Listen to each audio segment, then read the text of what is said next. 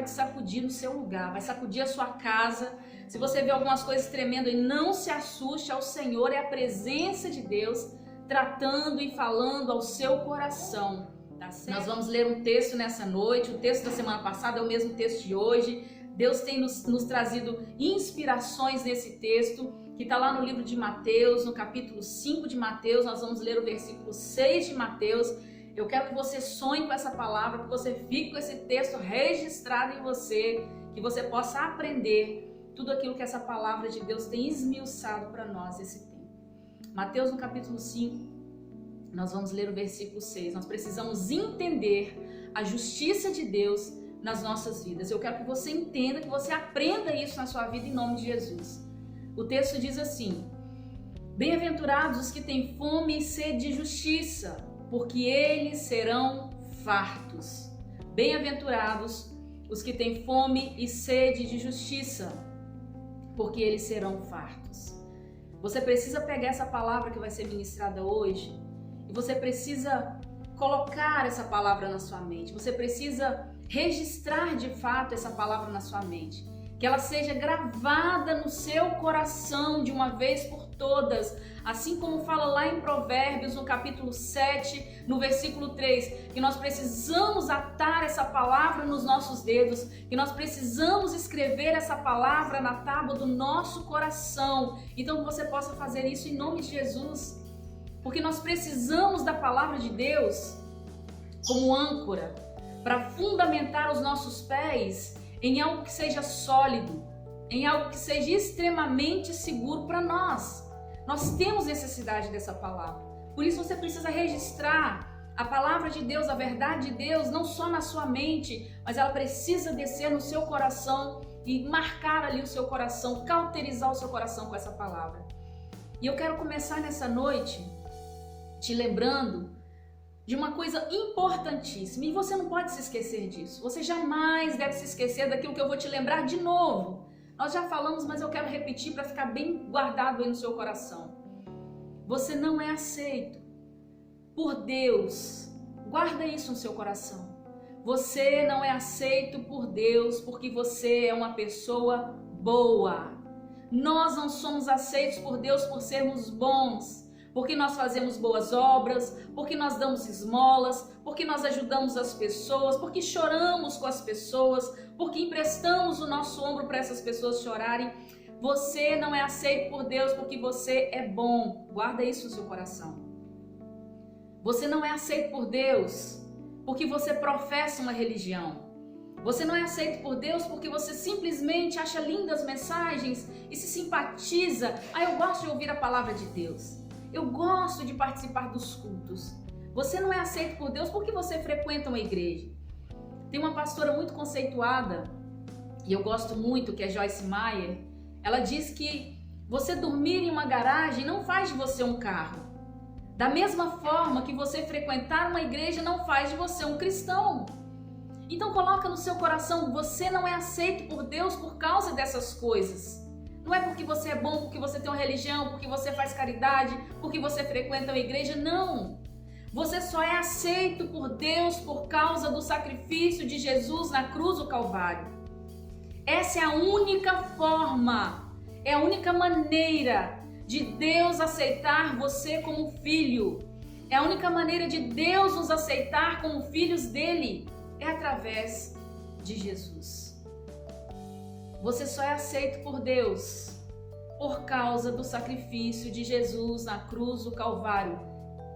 Podia parar aqui e glorificar e exaltar o Senhor, porque é um presente maravilhoso demais para nós. Você só é aceito por Deus por causa desse sacrifício.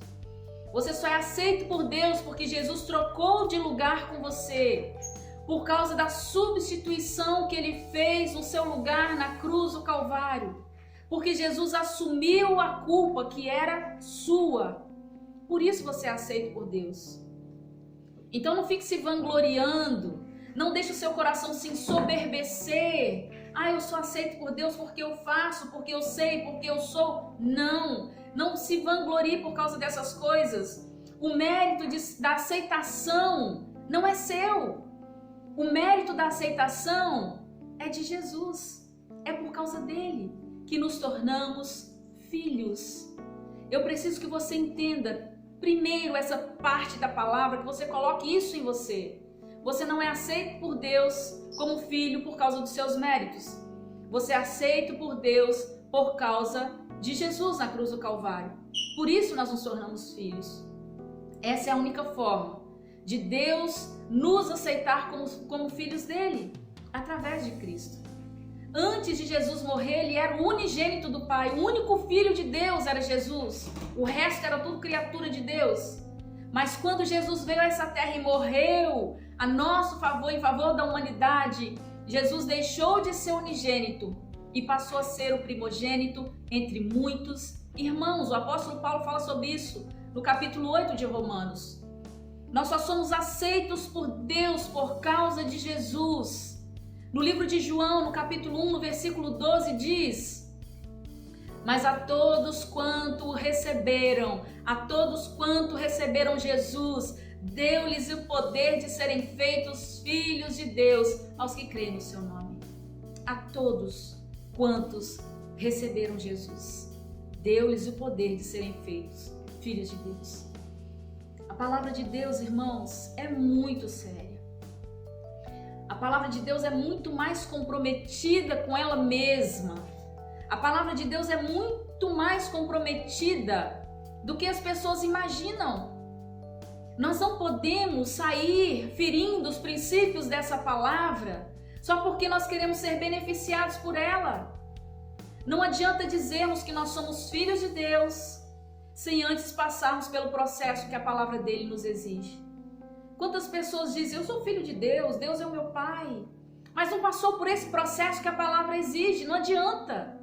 A todos quantos receberam Jesus, deu-lhes o poder, o texto é dizendo assim: deu-lhes o poder de serem feitos filhos de Deus. Se não for dessa forma, não adianta.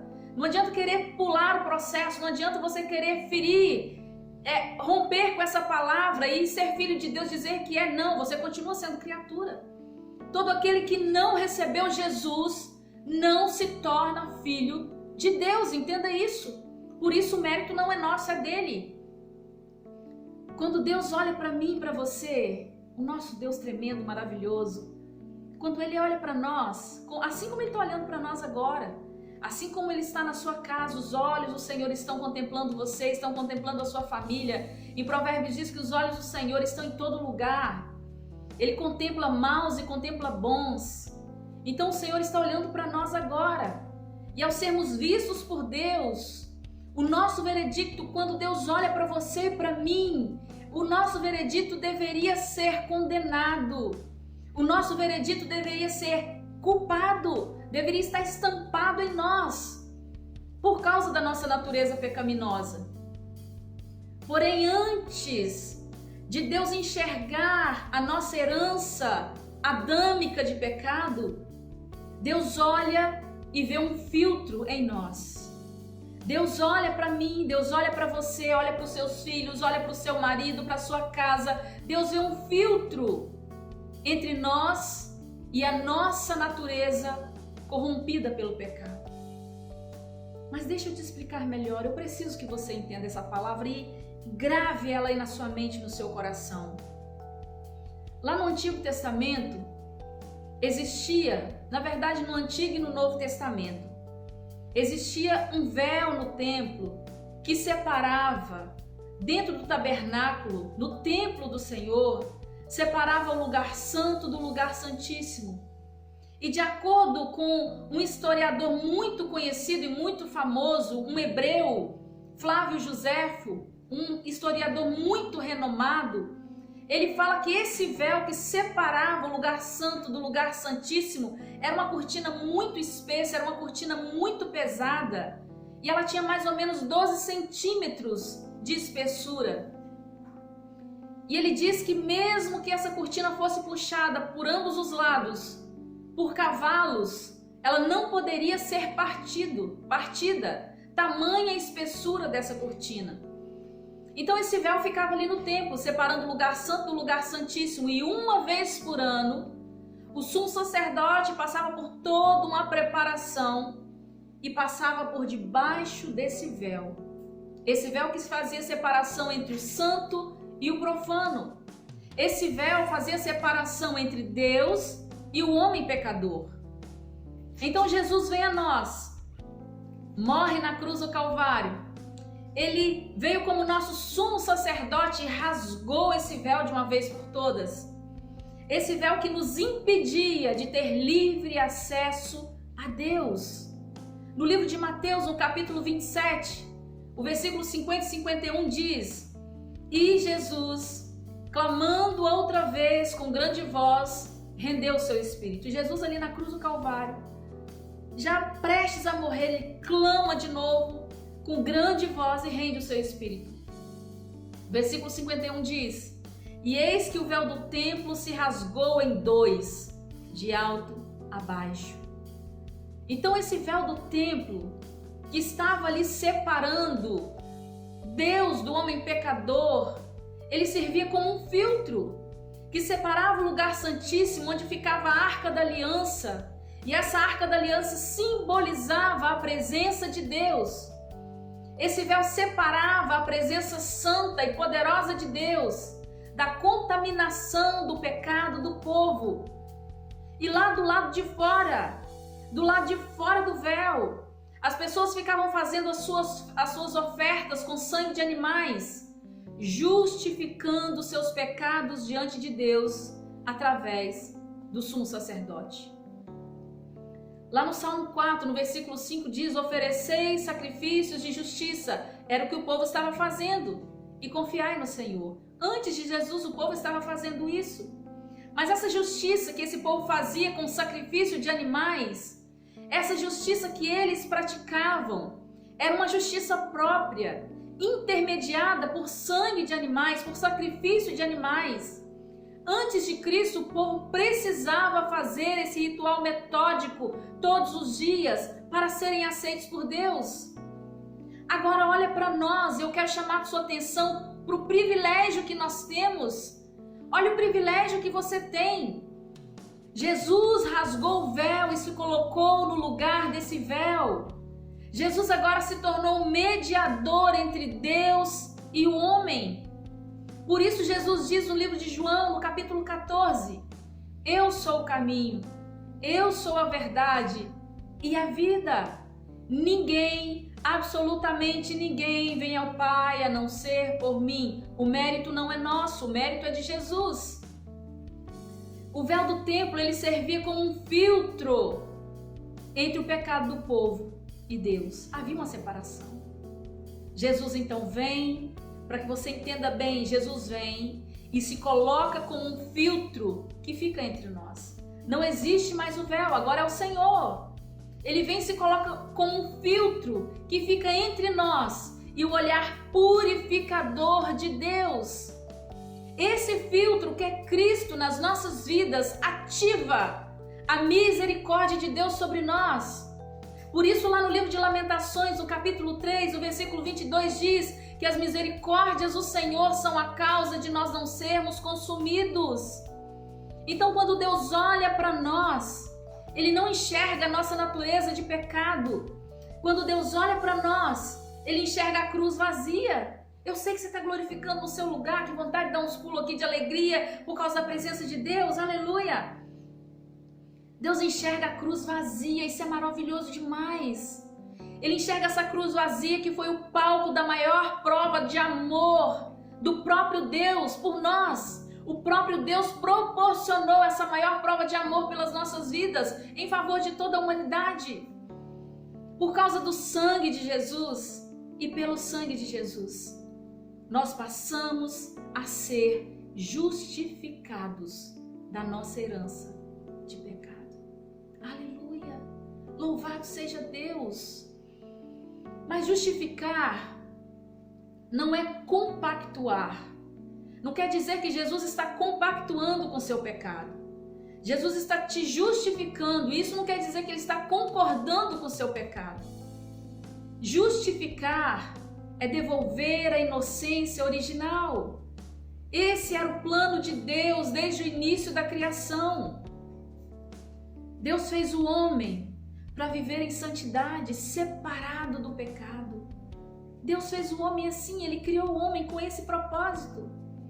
Mas por causa do pecado de Adão, nós nos tornamos culpados e perdemos essa inocência, porque Adão perdeu a sua inocência. Então Jesus vem e se coloca na nossa frente, na nossa vida, como um filtro, para quando Deus olhar para nós, Ele enxergue o sacrifício, o sangue de Jesus nas nossas vidas, o sangue que nos justifica. Justificar é tirar a culpa que foi colocada sobre nós. E é tão extraordinário nós entendermos essas coisas. É tão extraordinário nós vermos o amor, o grandioso amor de Deus por nós, que via Jesus, que através de Jesus nos tornou a justiça consumada de Deus. Nós fomos feitos, a palavra de Deus diz assim, nós fomos feitos a justiça de Deus em Cristo. Nós, pecadores e merecedores da misericórdia, da graça, da glória de Deus. Por isso muitas vezes nós não entendemos o amor, por isso muitas vezes nós não entendemos a justiça de Deus. Por isso é tão complicado as pessoas falarem sobre justiça e entender essa justiça de Deus. Mas nós nunca vamos conseguir entender o conceito verdadeiro da justiça de Deus se nós olharmos essa justiça do nosso ponto de vista. Se nós compararmos a justiça de Deus com a nossa justiça humana, nós nunca vamos conseguir entender a justiça de Deus. Mas quando entendemos o sacrifício da cruz, as coisas começam a ficar mais claras para nós. Por nós não termos uma visão clara da cruz, um entendimento claro do sacrifício de Jesus, por nós não entendermos a justiça de Deus como nós precisamos entender, como filhos, como cristãos, como simpatizantes desse evangelho, a todos nós que estamos ouvindo, por nós não termos essa visão da cruz, por não entendermos e aceitarmos a justiça de Deus através de Jesus por nós questionamos o Senhor quanto ao julgamento dele, quanto aos julgamentos que ele faz na vida de pessoas ruins, na vida de pessoas que têm corações duros, que têm corações maus.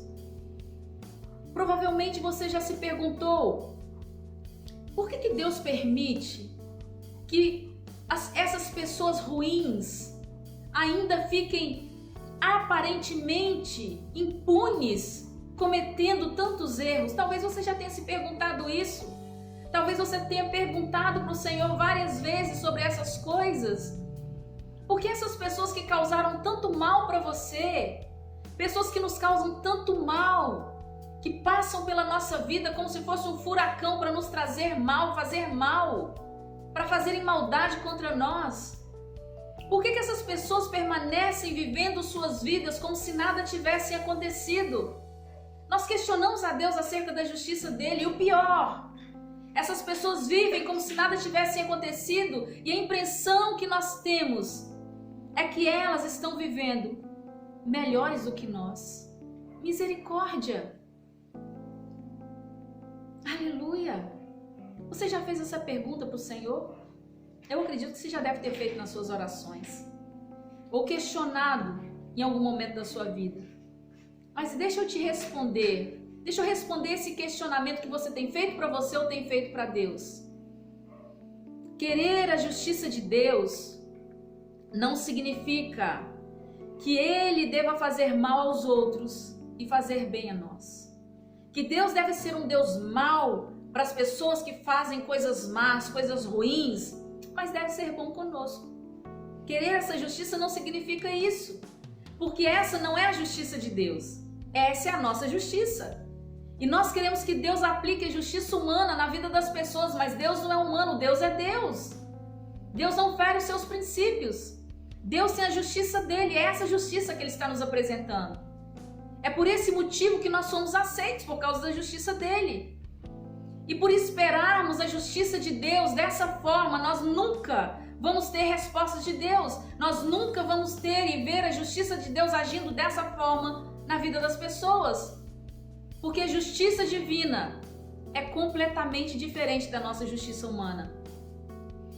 Mas eu acredito que no tempo que você não entendia essa palavra, Você questionava o Senhor. Mas hoje você vai entender. Hoje o seu entendimento vai se abrir e essa palavra vai entrar dentro do seu coração e você vai começar a mudar a sua forma de pensar e de agir. Essa justiça, a justiça divina que Jesus apresenta lá no Sermão do Monte. Bem-aventurados os que têm fome e sede de justiça. É claro que vai chegar um tempo em que todos nós seremos julgados. Vai chegar esse tempo. Bons ou maus serão julgados. E essa justiça de Deus, ela não vai estar mais disponível nesse tempo de julgamento. A justiça de Deus não vai estar mais disponível no dia do juízo. Não vou falar sobre juízo hoje. Mas vai vir esse tempo do julgamento de Deus sobre toda a raça humana, bons ou maus. E essa justiça não vai estar mais disponível como ela está agora para nós. Porque é no juízo final que vão ser separados os bons dos maus, que vão ser separados os bodes das ovelhas, que vão ser separados o joio e o trigo. É no juízo final que vai ser decidido quem vai para o céu e quem vai para o inferno. A justiça de Deus, ela veio para nos dar o direito à absolvição dos nossos pecados. Agora, o juízo e a condenação virão para todo aquele que recusou a justiça de Deus. Eu sei que é pesado. Todo aquele que recusar a justiça de Deus através de Jesus vai passar por esse juízo e por essa condenação de Deus. Eu sei que é péssimo falar sobre o inferno, ouvir sobre o inferno, mas essa é a verdade de Deus e ela não pode ser oculta de nós, porque existe o céu e o inferno e as pessoas quase não falam disso. Essa é a verdade da palavra de Deus, está escrito aqui na palavra de Deus. E essa verdade nós precisamos pregar e nós precisamos saber para nós tomarmos a nossa decisão e decidirmos de forma correta e decidirmos certo. No livro de João, no capítulo 12, o versículo 47 e 48, Jesus disse: "E se alguém ouvir as minhas palavras e não crer, eu não o julgo." Jesus não vai nos julgar. Jesus não veio nos julgar. E ele continua dizendo: "Porque eu vim não para julgar o mundo, mas para salvar o mundo. Quem me rejeitar a mim e não receber as minhas palavras, já tem quem o julgue. A palavra que tenho pregado, essa o há de julgar no último dia." A própria palavra de Deus, o texto está dizendo para nós, a própria palavra de Deus será testemunha a nosso favor ou contra nós. Por isso Jesus não veio julgar o mundo. Ele veio salvar. E a própria palavra que você tem ouvido nesse tempo, a própria palavra de Deus que você já ouviu na sua vida, é que vai julgar você. Ou vai ser contra nós, ou vai ser a nosso favor. A palavra de Deus que tem sido ministrada, ela é como um testamento para nós. E testamento é um documento que comprova e declara. Essa palavra é um testamento, é um documento que comprova e declara a vontade de Deus em nos salvar. É vontade de Deus salvar você. Jesus disse que ele não veio condenar o mundo, ele veio salvar. Mas aquele que não aceitar essa palavra vai ser julgado por ela. Então essa palavra é como um testamento, é como um legado, uma herança que Deus deixou à nossa disposição. Por outro lado, aquele que não praticar essa palavra, não adianta se eu gosto de, não importa se eu gosto de ir na igreja, se eu sou simpatizante dessa palavra, eu gosto de ouvir louvores, mas se eu não aplicar essa palavra, se eu não praticar essa palavra na minha vida, eu estou descumprindo esse testamento. E eu vou ser julgado, e você vai ser julgado pelas cláusulas do próprio testamento, que é a palavra de Deus. Eu sei. Meu Deus, a coisa está ficando feia dentro dessa mensagem. O que eu vou fazer agora? Continue ouvindo a palavra de Deus. E faça a sua escolha, a sua decisão. Jesus veio a essa terra com um propósito grandioso demais. Tremendo demais, poderoso demais. Ele veio com um propósito para que nele nós nos tornássemos a justiça de Deus. No livro de 2 Coríntios, no capítulo 5, diz assim, o apóstolo Paulo dizendo: portanto, somos embaixadores de Cristo, como se Deus vos encorajasse por nosso intermédio. Assim, vos suplicamos. O apóstolo Paulo aqui está fazendo um apelo desesperado ao povo dessa cidade. Eu estou suplicando a você, em nome de Jesus. Ele está dizendo assim: vos suplicamos, em nome de Cristo, que vos reconcilieis com Deus. Eu também estou fazendo essa súplica a você que está ouvindo essa palavra nessa noite. Em nome de Jesus, eu te suplico para que você se reconcilie com Deus. O versículo 21 diz: Deus fez daquele que não tinha pecado algum, que foi Jesus, a oferta por todos os nossos pecados, a fim de que nele nos tornássemos justiça de Deus. Olha como Deus te ama. Ainda bem que Deus é Deus e Deus não é homem. Deus é Deus. Ainda bem que a justiça de Deus não é como a justiça humana. Deus é tremendo demais. Deus, queridos, aplicou a lei de pena de morte nele mesmo. Deus aplicou a lei da condenação nele mesmo. Quem faz isso? Em favor da humanidade. Por isso a necessidade da cruz. Porque Jesus, ele se fez pecado em nosso lugar. Jesus se fez pecado no meu lugar e no seu lugar. E por essa causa Deus aplicou a lei de pena de morte nele mesmo. No livro de Romanos, no capítulo 6, no versículo 23, diz: porque o salário do pecado é a morte, mas o dom, o presente gratuito de Deus é a vida eterna por Cristo Jesus, nosso Senhor. Essa é a sentença para todo aquele que peca. O salário do pecado é a morte. Mas Deus tinha que cumprir a sua palavra. Ou ele exterminava toda a humanidade por causa do pecado da humanidade, por causa da herança de pecado de Adão, todos nós fomos feitos pecadores. Ou então, ele aplicava a pena de morte sobre ele mesmo. Deus tinha que cumprir a sua palavra, porque Deus é fiel naquilo que ele diz. Deus é fiel em cumprir tudo que está escrito nesse testamento. Agora pensa comigo. Se o salário do pecado é a morte, todos nós, todo aquele que peca, mas eu não peco mais, amém por isso, e não peque mesmo não, mas você vive num corpo de pecado, um corpo corrompido pelo pecado, onde você não pode se deixar corromper pelo seu pecado de jeito nenhum. Se o salário do pecado é a morte, todo aquele que peca está automaticamente no corredor da morte, é o que o texto está dizendo para nós. O salário do pecado é a morte. Todo aquele que peca está condenado a morrer. Então, se todo o nosso pecado foi sobre ele, como Jesus se fez pecado em nosso lugar, ele tinha que pagar o preço da morte. Jesus tinha que cumprir o que a palavra diz. Então ele foi crucificado e morreu a nossa morte.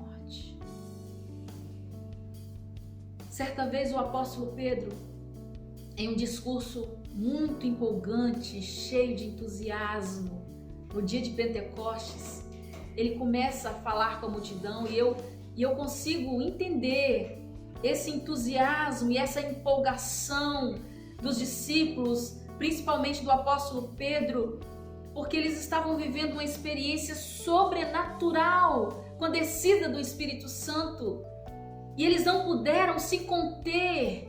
Queridos, isso é viver em águas profundas, não conseguir se conter por causa da presença de Deus em nós.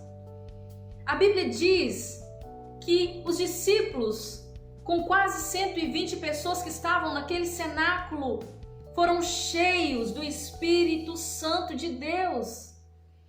Mas como que isso aconteceu? Jesus, depois de ter andado por 40 dias sobre a terra, testificando de novo a sua palavra, ele foi visto por muitos irmãos, por muitas pessoas. Mas quando ele vai ascender aos céus, quando ele vai subir aos céus, ele reúne só os 11 discípulos, aqueles que tinham mais fome e sede dele. Jesus reúne os 11 discípulos ali, e ele deu aos seus 11 discípulos um conselho e uma promessa. O conselho foi: fiquem em Jerusalém, e a promessa: até que do alto sejais revestidos de poder. No livro de Atos, no capítulo 1, fala sobre isso. E os discípulos juntos foram cheios, porque eles esperaram até que se cumpriu a promessa de Deus, de Jesus nas suas vidas. Eu podia abrir aqui para dar uma outra mensagem, mas não é o caso agora. Esperar até que se cumpra a promessa, isso te lembra alguma coisa? Não atropele as coisas, espere até que a promessa se cumpra. Porque nós só conseguimos esperar quando nós temos fome e sede da presença dele. Isso gera um anseio em nós daquilo que foi prometido. E Jesus prometeu: fiquem em Jerusalém, até que do alto sejais revestidos de poder.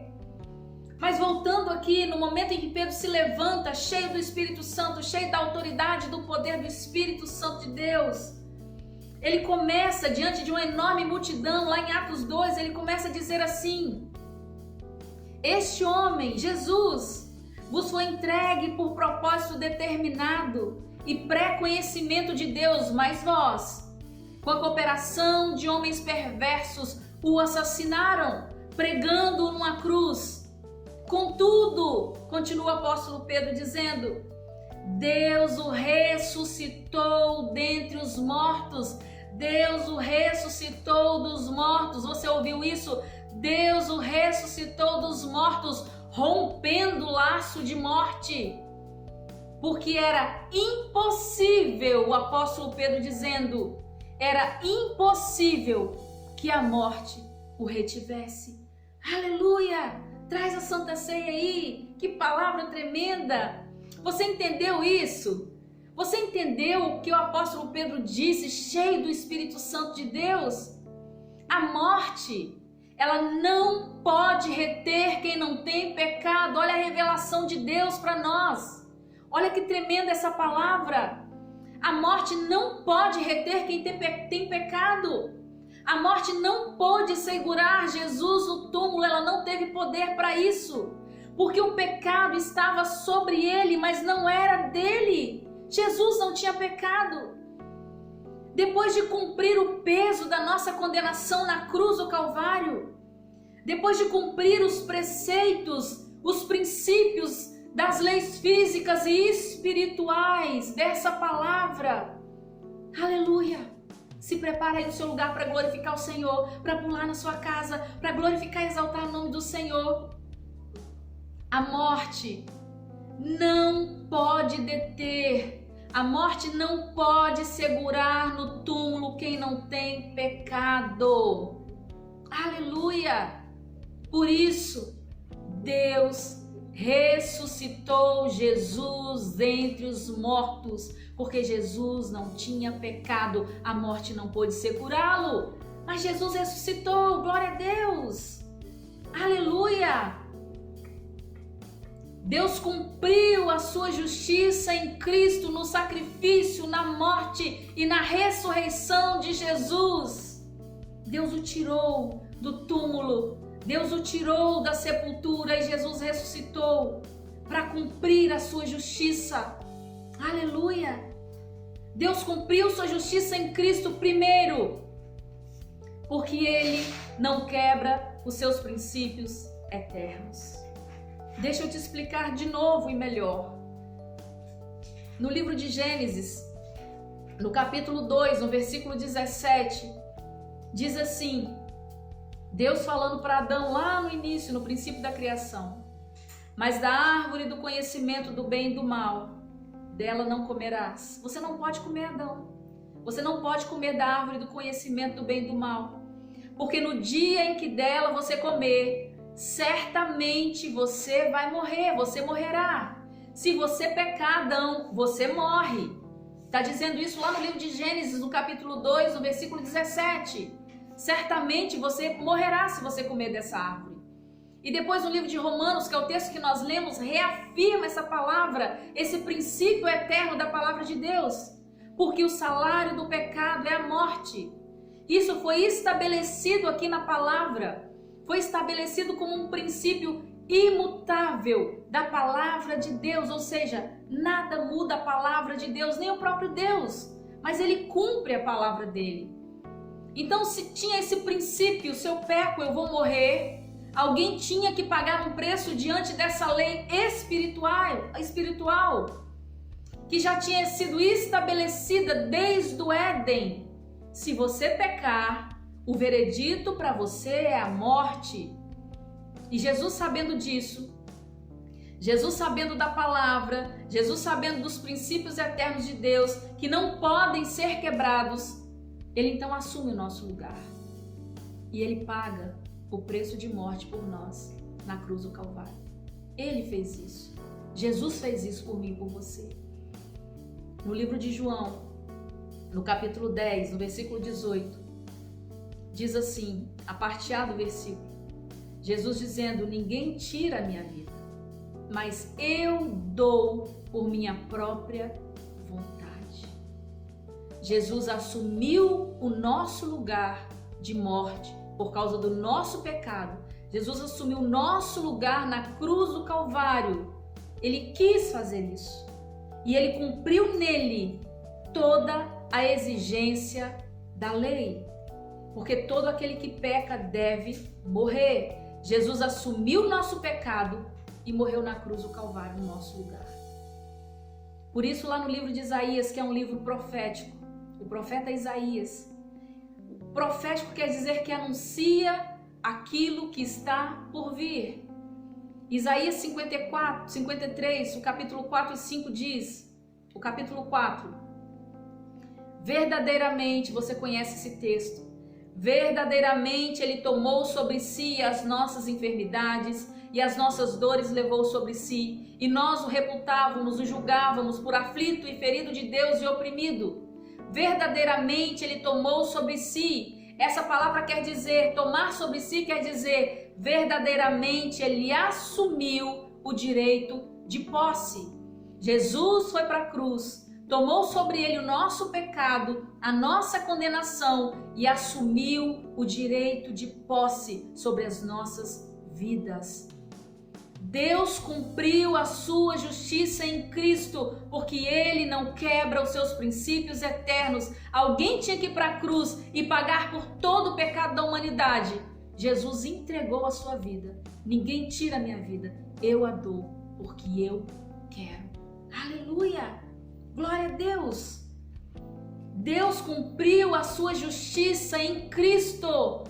Segundo, porque ele é justo. E pronto, não tem mais explicação. Se você não entender isso, eu não sei o que Deus tem que fazer para revelar mais não sei o que na sua vida. Deus cumpriu a sua justiça porque ele é justo. Por isso não é por mérito nosso. A justiça de Deus não depende da minha justiça, nem da sua justiça. Não depende da nossa bondade, não depende da nossa fidelidade. Nós só somos justificados por causa da justiça de Deus em Cristo, porque Jesus quis, ele escolheu assumir o nosso lugar. Então, em Jesus, através do seu sacrifício, nós nos tornamos a justiça perfeita e consumada de Deus. Aleluia! Louvado seja Deus! Que tremendo! Queridos, eu confesso para você que quando eu estava estudando essa palavra, enquanto eu estava estudando essa palavra, eu comecei a tremer, o meu coração tremia muito e eu comecei a entender as revelações de Deus, a sentir o amor de Deus de uma forma tão profunda nesse momento, estudando essa palavra. A impressão que eu tive é que o meu coração ia parar de bater a qualquer momento. Estava palpitando meio que fora de compasso. Eu falei, meu Deus, o que está acontecendo? E a presença de Deus começou a me envolver, tamanha manifestação dele através dessa palavra. E eu espero sinceramente que essa palavra tenha mexido com você de alguma forma. Eu espero que essa palavra leve você a decidir. Se o próprio Jesus não teve a sua vida tomada, ele fez a escolha dele por sua causa. Você ainda está pensando se você decide por Cristo, se você quer viver essa realidade espiritual com o Senhor, se você quer viver essa alegria ou não na presença de Deus. Olha, eu espero de verdade que depois de você ouvir e entender essa palavra que foi muito clara para você, eu espero que você abra o seu coração e se decida hoje, nessa noite, em querer aceitar ao Senhor e se tornar filho de Deus verdadeiramente. Que você, em nome de Jesus, possa tomar a sua decisão por Cristo. Essa é a decisão mais acertada que nós podemos fazer nas nossas vidas. Decidir por Ele. Ele quis trocar de lugar com você. Ele quis morrer a sua morte na cruz do Calvário. Ele tinha que cumprir os princípios da palavra. Ou éramos nós, ou era a humanidade que ia ser exterminada, ou Jesus entregava a sua vida. Ele quis dar a sua vida em favor de toda a humanidade. Então, por que você está pensando qual escolha você vai tomar? A palavra de Deus está aí. Nós não podemos chegar diante de Deus e falar: Senhor, eu não sabia. Mais claro do que isso, impossível. Eu sei que Deus falou ao seu coração. E a única forma de nos tornarmos filhos é aceitando o sacrifício de Jesus na cruz do Calvário. A todo aquele que crê e que recebe Jesus, o Senhor nos dá o poder de tornarmos filhos dele. Não tem outra maneira. Não adianta você jejuar, orar, clamar, gritar. Não adianta. É só através de Jesus. Não tente pegar essa palavra, não tente mudar essa palavra para beneficiar você, porque Deus, mesmo te amando demais, Ele não vai fazer isso. A palavra de Deus é mais comprometida com ela mesma do que você pode imaginar. Deus cumpre os princípios da sua palavra. Ele cumpriu os princípios da palavra dele, que são irrevogáveis, sobre a vida do seu único filho, antes da morte, do unigênito do Pai. Depois ele se tornou primogênito entre muitos irmãos que somos nós. Que essa palavra queime no seu coração em nome de Jesus.